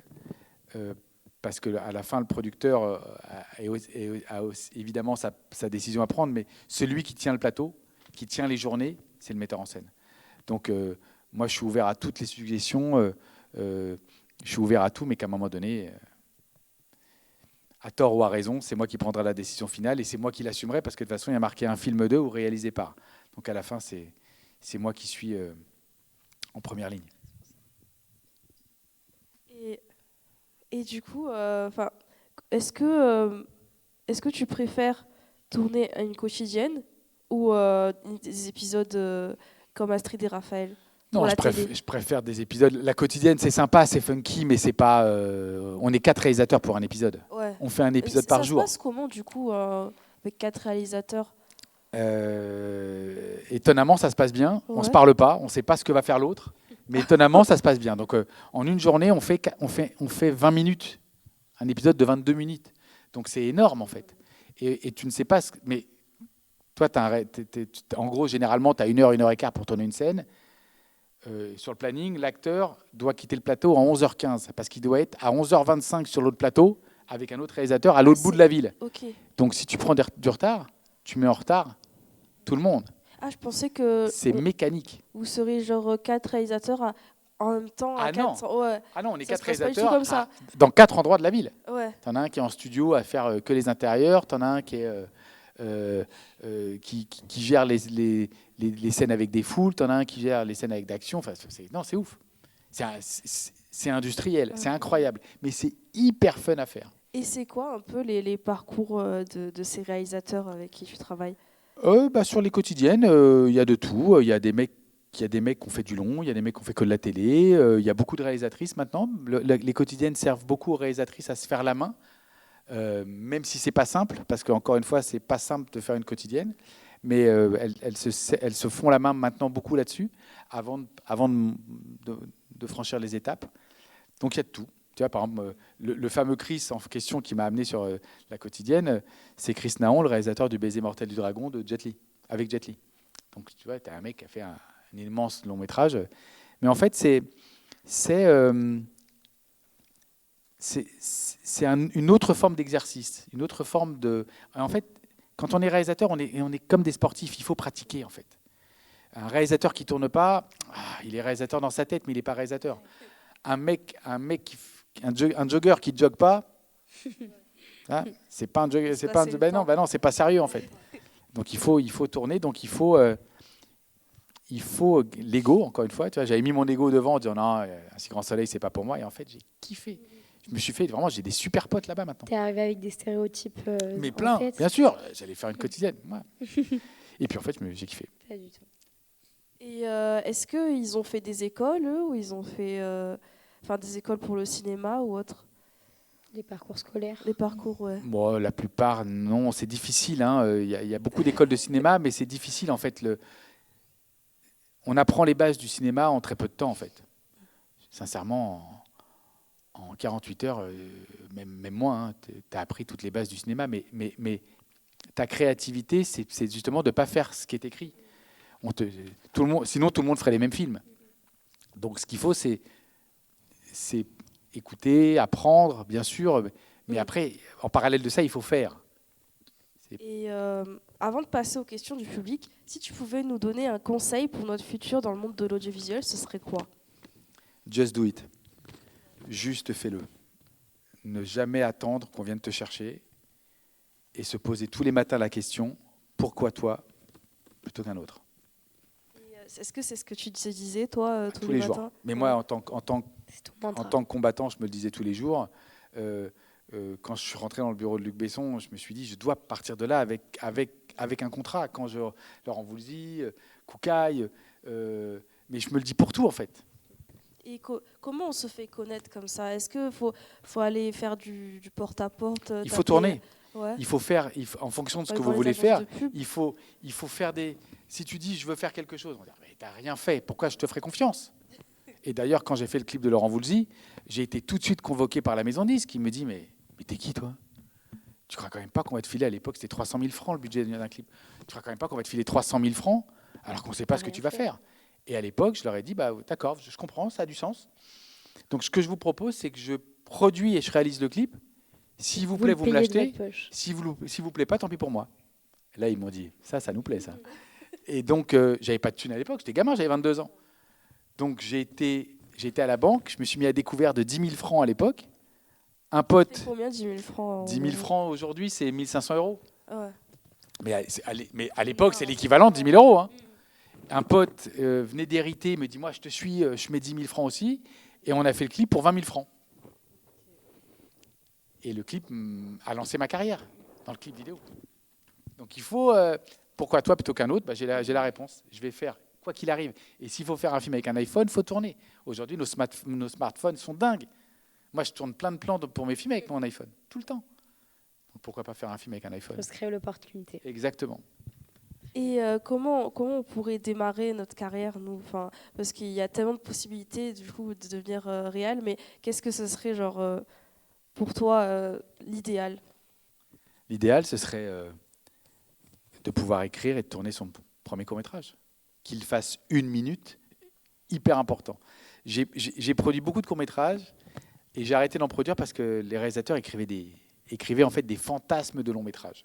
Donc c'était des trucs de 15, 20, 30, 40 minutes. Mais évidemment, comme tu demandes beaucoup aux gens, puisqu'un court-métrage doit coûter le moins de sous possible, parce que c'est très compliqué de financer, moi maintenant, j'ai dit j'arrête de produire des cours qui dépassent 10 minutes, parce que sinon c'est des fantasmes, c'est pas des... Et ça revient à la publicité en fait. Si vous savez raconter une histoire en très peu de temps, on dit toujours que un pitch, quand tu dois pitcher un long métrage à un producteur, généralement, tu as 2 minutes. Donc il faut que ton pitch, c'est 2-3 lignes. Si tu ne sais pas raconter ton film en 2-3 lignes... Il faut qu'il aille à l'essentiel. Exactement. Et un court-métrage, et il y a plein de courts-métrages que j'ai vus qui sont incroyables, qui durent 1 minute, 3 minutes, et qui sont des trucs de dingue. Et les réalisateurs sont passés au long-métrage après ça. Est-ce que tu penses que, nous par exemple, on a dû faire un portrait sur un de nos camarades et on a dû le tourner, on a tout fait en fait, toutes les étapes, on a fait le montage, etc. Est-ce que tu penses que ça, c'est une bonne première étape pour être réalisateur? Mais toutes les étapes sont bonnes. Regarde, moi j'ai commencé à filmer des toxicomanes. Chaque expérience est bonne. J'ai plein de copains réalisateurs qui disent « Moi, je ne ferai pas un film tant que je ne fais pas l'équivalent de 2001. » quoi. Et tu dis « Mais mec, 2001, c'est un chef-d'œuvre. » Et puis tu sauras si tu fais 2001 quand on l'aura vu. Quoi, tu vois. Et donc, il y a plein de gens qui ne passent pas le cap parce qu'ils se projettent meilleurs qu'ils ne le sont. Mais si tu es bon, just do it, fais-le. Vas-y, montre-moi. Prends ton téléphone portable et tourne-moi un film. Et toi, du coup, pour les festivals, comment ça se passe est-ce que c'est très important pour toi pour pouvoir après promouvoir tes films? Alors oui, les festivals, c'est bien, mais aujourd'hui, ce n'est pas ça qui compte. Ouais. Parce que le festival, c'est aussi un business. Les gens gagnent de l'argent avec nos courts-métrages. Aujourd'hui, notre meilleur agent, c'est YouTube. YouTube, Instagram, tu fais des trucs de dingue. Le monde entier a accès. J'ai des potes qui ont fait un court-métrage. Ils avaient une boîte de post-prod qui s'appelait One More à l'époque. Et la boîte était en train de couler. Il restait 9 000 € sur le compte en banque. C'est la dépression. Et un des graphistes avait une idée de court-métrage. Et le patron de la boîte dit tu sais quoi, prenez 9 000 balles, allez faire le court-métrage. Et ils partent à New York avec un appareil photo, un 5D à l'époque. Et ils vont tourner des images pour ce court-métrage. Ils reviennent à Paris, ils montent, pas mal, et puis après, il y avait pas mal de post-prod. Donc ils ont mis 5 mois pour post-produire le film. Ah ouais. Le film dure 2 minutes 34. 2 minutes 34. Pour 2 minutes 34, wow. Le film, c'était tous les jeux vidéo de votre jeunesse, de la mienne, ça va. Donc les Donkey Kong, Pac-Man, attaquent New York. Et le film s'appelle Pixel, 2 minutes 34 de perfection. Un chef-d'œuvre. Ton film préféré? C'est pas moi qui l'ai fait. Hein. Ouais. Non, mais c'est un des courts-métrages qui m'a le plus tué, parce que j'ai suivi toutes les étapes. Un matin, ils ont reçu des coups de téléphone de Tom Cruise, Scorsese, Spielberg, Will Smith, Adam Sandler, Ridley Scott. On les a fait venir à Los Angeles et tout le monde leur a dit, les gars, nous on veut faire votre long-métrage. Wow. Et Pixel est devenu un long-métrage de 130 millions de $. Alors qu'au départ, c'était un petit court-métrage de 2 minutes 34. Mais tellement puissant, tellement fort. Ça a sauvé la boîte, du coup. Ça a sauvé la boîte. Le réalisateur, qui était un petit graphiste, est parti à Hollywood. Il est devenu réalisateur là-bas. Il n'a pas fait le long-métrage parce qu'il n'a pas été malin. Comment ça, il n'a pas été malin? Pendant tout le développement, il n'a rien tourné d'autre. Il n'a rien fait d'autre. Or, là, il avait tourné des images dans lesquelles il avait mis des effets spéciaux. Mais il aurait pu... Je pense que s'il avait fait un court-métrage avec des acteurs, il aurait pu continuer à convaincre. Et donc, au final, ils ont pris un immense réalisateur. Ils ont pris le réal d'Harry Potter. D'un coup, c'était un film à 130 millions de $. Difficile de filer ça à un jeune réalisateur qui fait son premier long. Mais bon, voilà. En tout cas, tout ça pour dire que c'est pas... Un court-métrage, ça doit être court. Ça doit être court dans la durée, ça doit être court dans le budget, ça doit être fait vite. Il vaut mieux... C'est comme tout. Pour ton premier jogging, tu ne fais pas 15 bornes tout de suite. Tu commences, tu fais 300 mètres, puis le lendemain tu fais 500 mètres, puis après tu feras 1 kilomètre. C'est pareil en fait. Il faut... un pas après l'autre. Voilà, exactement. Petit à petit, il faut se donner du temps et puis il faut apprendre. Et toi, tu t'inspires du coup de ces histoires-là? Est-ce que tu as des inspirations particulières au quotidien même? Au quotidien, moi je vois au minimum un film par jour. Et en fait, souvent, de plus en plus, c'est des vieux films que je trouve meilleurs. Quel film aujourd'hui? Je l'avais pas vu encore. Je vais le voir en rentrant et je l'ai sorti. Tu vois, je me suis dit aujourd'hui, je vais regarder L'année du dragon de Michael Cimino, qui est un chef-d'œuvre que je vois 3-4 fois par an. Ça va être mon film du soir. Et est-ce que tu as des réalisateurs préférés? Bah, j'en ai plein. J'en ai plein. Akira Kurosawa, Fincher, Ridley Scott, Spielberg, j'en ai plein. En fait, j'aime tellement le cinéma, j'aime tellement ça. Ma vie, c'est le cinéma. Je vis, je bouffe, je rêve cinéma. C'est ma passion, en fait. J'ai une chance incroyable. Je vis de ma passion depuis que j'ai 22 ans. C'est quand même une chance inouïe, quoi. Et est-ce que tu références ces inspirations? Est-ce qu'elles te servent du coup au quotidien dans ta vie? Ou je pense, inconsciemment, j'ai pas leur talent, mais inconsciemment, ça m'inspire. Et ça me donne une direction, en tout cas. Après j'arriverai sûrement pas à leur carrière, mais c'est pas grave. Je fais en sorte j'essaye de faire en sorte d'être meilleur à chaque film. Et tu arrives toujours à regarder du coup les films de la même manière, maintenant Toujours. que tu es dans le milieu? Ah, toujours. Et je suis et parce que c'est mon métier maintenant, je suis encore plus impressionné par ce que ces grands metteurs en scène ont réussi à faire quand je sais la difficulté que c'est de faire un film. Je dis toujours, un film c'est très très facile à faire, un bon film c'est très très très très difficile. Et est-ce que tu as des réalisateurs du moment préférés? Enfin, est-ce que il y en a carrément que tu envies? Oh, envie, non, parce que je suis pas envieux. Je suis admirateur, mais je suis pas envieux. Je suis pas envieux. Plein de Nolan à Danny Boyle à Fincher toujours. Mais je suis pas envieux. Je suis un admiratif de leur travail. C'est ça le mot. Ouais, je suis pas envieux. Jamais été envieux de rien. Je trouve que ce serait un sentiment un peu négatif. Par contre, avoir envie de peut-être de tout doucement, légèrement aller vers cette direction, peut-être. Voilà, ça plus de l'ambition que de l'envie. En fait, il faut être très ambitieux, mais il faut pas avoir d'ambition. C'est compliqué parce qu'on passe notre temps à slalomer pour arriver à nos fins. Eh bien, merci Julien. On va passer un peu aux questions du public. Ok. Du coup. Je passe le micro ici. Déjà, bonjour. Merci d'être là.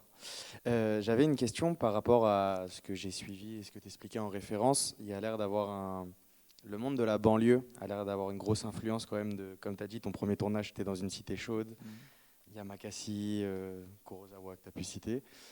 Quel rapport tu as avec cette culture-là et comment tu essayes de t'en imprégner, de la réutiliser, quel rapport tu as à elle? Écoute, je crois que c'est assez... c'est pas... Je me suis jamais dit que je ferais des films de banlieue, tu vois. C'est vrai qu'Yamakasi, mais Yamakasi, je voulais montrer une banlieue où il faisait bon vivre. Je voulais pas une banlieue déglingue, trop crade. Donc je voulais une banlieue où il y ait des valeurs. Donc moi, ce qui m'intéresse, c'est les bonnes valeurs. Donc j'ai grandi porte de Saint-Ouen. J'ai grandi à Saint-Ouen, à Saint-Denis. Donc ça doit être en moi. Mais je peux pas te dire que j'y pense. Je me dis pas, tiens, je vais faire un film là-dessus. Tu vois, maintenant, c'est vrai que ma filmo, parce qu'aussi j'ai commencé dans les films d'action et donc ça nous emmène plutôt vers ça, j'avoue, mais c'est totalement, j'ai pas prévu quoi, tu vois, j'ai pas prévu ça. Il y a une autre question? Alors moi, ma question, parce que je t'ai beaucoup entendu parler d'arts martiaux, Ouais. j'aurais aimé savoir lequel ou lesquels tu as pratiqué. Je pratique le Kyokushinkai depuis que je suis tout petit. C'est une forme de karaté où les combats se déroulent au chaos sans protection. Donc c'est un karaté très dur. Voilà, j'ai fait un peu de boxe thaï. J'aime bien aller tous les ans avec mes enfants, on part en Thaïlande dans des camps s'entraîner. Et après, je me suis testé un peu, j'ai testé un peu l'aïkido, j'ai fait du judo aussi beaucoup. Mais voilà, mon éducation, c'est le Kyokushinkai.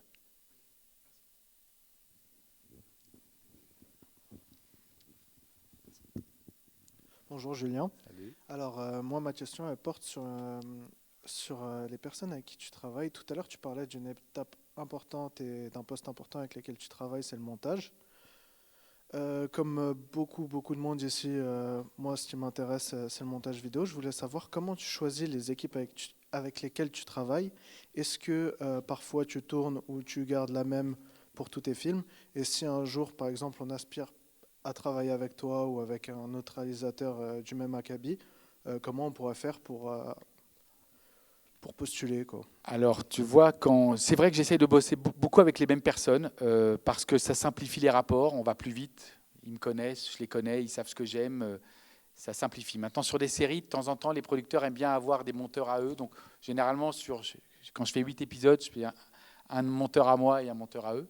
Mais par exemple, sur Scorpion, j'avais rencontré un Pascal Cid, qui est l'un des producteurs de Night Fair, et j'avais adoré ses courts-métrages. Il co-réalisait à l'époque avec Julien Lacombe. Et donc, ils avaient un jeune monteur qui s'appelle Richard Riffaut et qui vraiment montait super bien. Et je voyais les cours, je me disais, putain, le mec est fort, quoi. Et en fait, je l'ai pris avec moi en monteur plateau sur Scorpion. Donc, j'avais une monteuse star qui était dans la salle de montage et j'avais Richard avec moi sur le plateau qui prémontait les séquences au quotidien. Et Richard a fait un travail tellement incroyable qui s'est retrouvé, qui est devenu chef monteur après pendant 10 ans avec moi. Donc il a fait mes publicités, il a fait mes clips, mes longs d'après. C'est lui qui a monté Cali. Alors qu'au départ, il sortait de 3IS. Il avait 23 ans, je crois, à l'époque. Ce qui m'a impressionné, c'est son travail. Je voyais que le mec était doué. Les courts-métrages qu'il faisait avec mes potes étaient incroyables. Et quand je l'ai eu sur Scorpion, à la fin, il y a même certaines scènes d'action, on a repris ses montages. On a dit à la monteuse, non, attends, ça c'est mieux. Donc en fait, encore une fois, il faut faire un bon montage, tu vois, d'un court-métrage. Ça t'ouvre toutes les portes, en fait. Tout le monde, on est tous à la recherche de nouveaux talents. Mais pour ça, il faut faire. Est-ce que tu auras un conseil pour se faire remarquer dans notre domaine? Associe-toi à un bon réalisateur, un jeune réalisateur qui a besoin de faire ses preuves sur un court-métrage. Il va réaliser un bon court-métrage et toi, tu vas monter un bon court-métrage. Et c'est ça qui va t'ouvrir toutes les portes. Merci beaucoup. Il y a une autre question. Bonjour. D'où te vient tout cet argent pour tous tes... Tous mes quoi, tout? Toutes tes pubs, tes courts-métrages, tes longs-métrages. D'où te vient tout cet argent? Tout cet argent? Ouais, tu parles de millions, enfin, je sais pas. Alors, non, mais alors, attends. Non, mais c'est bien. Alors, en fait, sur les publicités, c'est des clients qui payent les... C'est un client, par exemple, Koukaï. Le mec, il est multimilliardaire, il a une marque de fringues, voilà. Et donc, tu as toujours un budget pour la publicité. Maintenant, en long métrage, on va chercher de l'argent. Si c'était moi qui devais payer mes films, je n'en aurais pas fait un. Maintenant, un film comme Night Fair qu'on a financé avec notre propre argent, mais c'est beaucoup d'argent. Mais quand tu travailles comme moi, beaucoup, c'est quand même des métiers où on gagne bien notre vie. D'accord ? Donc, on trouve de l'argent avec les chaînes de télé, avec les distributeurs, avec les vendeurs étrangers. On trouve de l'argent, mais on ne fait pas nos films avec notre argent. D'ailleurs, on dit souvent dans ce métier, c'est le premier conseil des producteurs, c'est ne mettez surtout pas votre argent dans vos films. Moi, je pense le contraire, parce que je pense qu'on est nos premiers producteurs, et que si vous attendez qu'on vous donne de l'argent pour faire un court-métrage, vous n'en ferez peut-être jamais. Et si je n'avais pas mis mon salaire, tu parles d'argent, mon salaire sur Scorpion était de 300 000 €, donc salaire que je n'ai pas touché et que j'ai mis dans le film, pour que le film existe. Le film n'aurait jamais existé en fait. Donc on doit être nos propres producteurs. Mais donc voilà, donc je ne suis pas milliardaire. Je gagne très bien ma vie, mais je ne suis pas milliardaire. Est-ce que tu as déjà eu des regrets d'investissement? Enfin, tu as mis de l'argent sur un film ou alors peut-être des gens ont mis de l'argent sur ce film et tu t'es senti mal parce que... Non, j'ai pas eu de regrets. Même quand moi j'ai mis de l'argent et que, par exemple sur Scorpion, j'ai jamais retrouvé les 300 000 € que j'ai mis.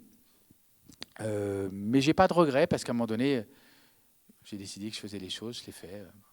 Il faut avancer en fait, il faut regarder demain et pas regarder derrière soi. C'est fait, c'est fait. Comme par exemple, moi je regarde jamais les rushs de mes films. Parce que c'est fait. Donc de toute façon, je vais regarder tout ce qui ne va pas. Le moment où j'ai mal cadré, le moment où le point n'est pas super bien, le moment où l'acteur n'est pas super bien.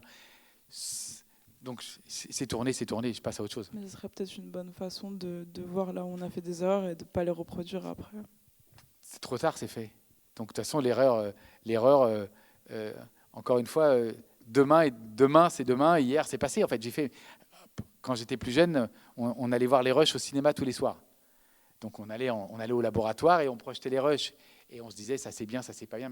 Et je me disais souvent, mais pourquoi je suis là en fait? Je devrais me reposer en fait. Qu'est-ce que vous voulez on discute? C'est tourné en fait. Soit vous me donnez l'argent de refaire le plan et je vais le refaire mieux. Et si j'ai pas l'argent, je vais faire avec ce que j'ai en fait. Donc ça fait partie. Pas de regrets. Ça sert à rien les regrets. Il faut avancer en fait. Il faut avancer. Il faut être positif. Même quand on fait des erreurs. Il y a d'autres questions ou pas? Moi j'ai une question, une dernière peut-être. Est-ce que tes proches regardent tes films? Alors mes premiers fans, c'est mes enfants qui regardent mes films un peu moins maintenant qu'ils sont grands, mais à une époque, il n'y avait pas un week-end où je me levais sans qu'il y ait Yamakasi ou Les Fils du Vent à la télé, quoi. Donc ma mère beaucoup, et mes enfants. Un peu moins maintenant, mais c'est mes premiers fans. Et est-ce qu'ils ont des conseils et des critiques quand ils regardent tes films? Il y a des films que je fais où ils disent papa, là t'as assuré, c'est de la bombe. Il y a des films où ils disent papa, c'est de la merde ça. T'es sérieux? Donc oui, bien sûr, ils n'ont pas de conseils, mais ils ont des avis. Ils ont des avis de spectateurs.